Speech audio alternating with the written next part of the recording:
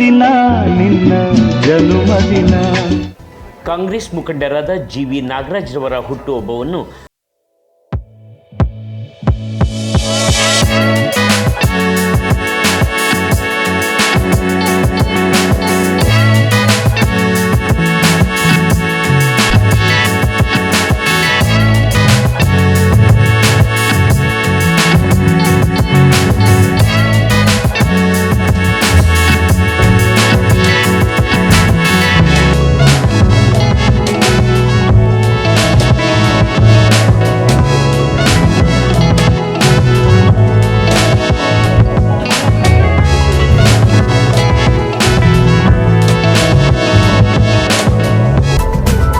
ದೇವರು ಒಳ್ಳೇದು ಮಾಡಲಿ, ಆರೋಗ್ಯ ಭಾಗ್ಯ ಎಲ್ಲ ಕೊಡಲಿ, ಮುಂದಿನ ದಿನಗಳಲ್ಲಿ ಅಧಿಕಾರ ಕೊಡಲಿ, ಶ್ರೀನಿವಾಸನ ಹೆಸರನ್ನ ಉಳಿಸ್ಲಿ. ಅವ್ರ ಫ್ಯಾಮಿಲಿಯಲ್ಲಿ ಶ್ರೀನಿವಾಸು ಭಾರಿ ಒಳ್ಳೆ ಹುಡುಗ, ನಾನು ಅವರೆಲ್ಲ ಭಾರಿ ಜೊತೆ ಕಾರ್ಪೊರೇಟ್ಗಳಾಗಿದ್ದು, ಒಳ್ಳೆಯ ಹುಡುಗ. ಅವ್ರ ಫ್ಯಾಮಿಲಿಗೆ ಒಂದು ಒಳ್ಳೆಯ ಮುಂದಿನ ದಿನಗಳು ಅಧಿಕಾರ ಕೊಡಲಿ ಅಂತ ಆಶಿಸ್ತಾ ಇದ್ದೀನಿ.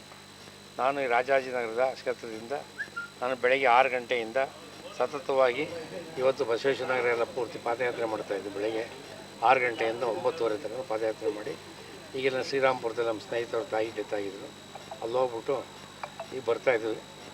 ನಿಮ್ಮ ಸಹಕಾರ ನಮಗೆ ಮುಖ್ಯ ಇದೆ. ಈಗ ರಾಜಾಜಿನಗರ ಒಳ್ಳೆ ಜನಗಳಿದ್ದಾರೆ. ನಾವು ಆ್ಯಕ್ಚುಲಿ ರಾಜಾಜಿನಗರವನ್ನು 2004ರಿಂದ ಸತತವಾಗಿ ಟ್ರೈ ಮಾಡ್ತಾಯಿದ್ದೆ.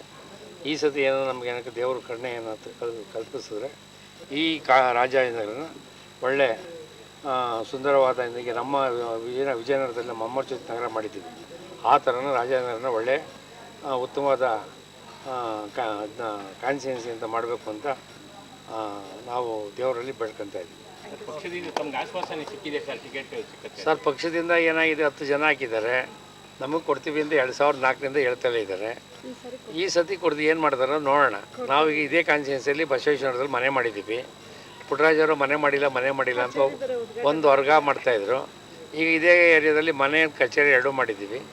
ನೋಡೋಣ ಮುಂದಿನ ದಿನಗಳಲ್ಲಿ. ರಾಜಾಜಿನಗರ ಅಂದರೆ ಬಿಜೆಪಿ ಅಂತಕ್ಕಂಥ ಒಂದು ವಾತಾವರಣ ಇತ್ತು. ಪುಟ್ಟರಾಜು ಅವ್ರು ಬಂದ ಮೇಲೆ ಅದು ಕಾಂಗ್ರೆಸ್ ಬಾವುಟ ಆರುತ್ತೆ. ಸರ್, 20 ವರ್ಷದಿಂದನೂ ಸತತವಾಗಿ ಇಲ್ಲಿ BJP ಎಲ್ಲ ಒಳ್ಳೆಯ ಕೊಟ್ಟಿದ್ರೆ ಕಾಂಗ್ರೆಸ್ ಯಾವತ್ತೂ ಬರೋದಿಲ್ಲ.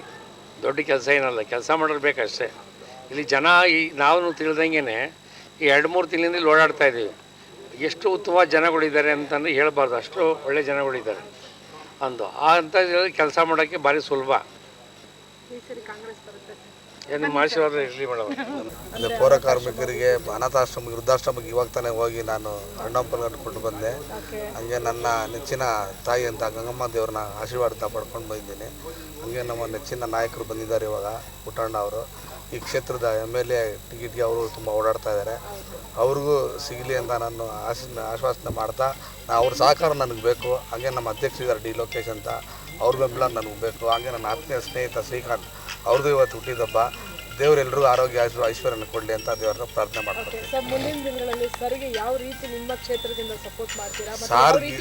ಸಾರ್ ಗೆದ್ದು ಬಂದರೆ ನಾವು ಯಾವತ್ತು ಇವಾಗ ಅವ್ರ ಜೊತೆ ನಿಂತ್ಕೊಂಡು ಏನು ಕೆಲಸ ಮಾಡ್ತೀವೋ ಅದೇ ರೀತಿ ಉತ್ತಮ ಸಲಹೆಯನ್ನು ನಮ್ಗೆ ಅವ್ರು ಕೊಟ್ಟು ಅವ್ರ ಸಹಕಾರ ನಮಗೆ ಬೇಕು ಅಂತ ನಾನು ಅವ್ರನ್ನ ಕೇಳ್ಕೊಳ್ತೇನೆ. ಸರ್, ಅವರು ರಾಜಕೀಯವಾಗಿ ನಿಮಗೂ ಕೂಡ ಎಲ್ಲ ಸ್ಥಾನಮಾನ ಸಿಗಲಿ ಅಂತ ಹಾರೈಸಿದ್ದಾರೆ ಸರ್.